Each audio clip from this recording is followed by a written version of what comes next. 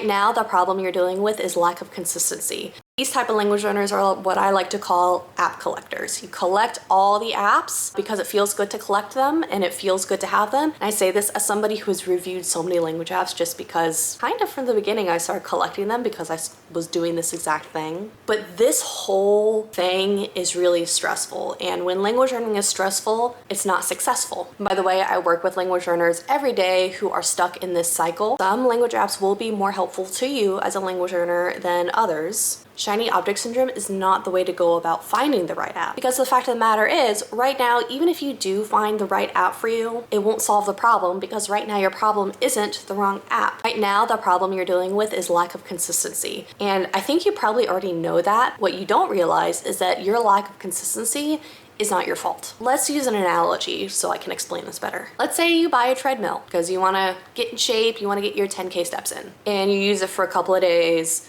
But then you realize, oh, well, I'm not actually working my arms, or I'm really bored just staring at the treadmill for half an hour while I walk on it, or maybe it just takes up too much space in your house. So at this point, you have this treadmill, but there's so many things wrong with it that you don't use it anymore, and so it doesn't work for you. Just like the treadmill, all the language apps that you're using, they are tools, but they are not the solution. Duolingo is perfectly fine to start learning a language, but eventually, if you want to have conversations, Duolingo isn't going to help you because you're not actually speaking. The fact of the matter is that any app that you decide to try is a tool that can be used to teach you a language. However, the issue here is that no tool, no language app is a complete strategy for you to learn a language. What does that mean? A language app, it's not a personal trainer. Personal trainer is going to talk about your goals, talk about where you are right now, and show you how to get from point A to point B. The treadmill is not going to do that, just like Duolingo is not going to show you how to get from point A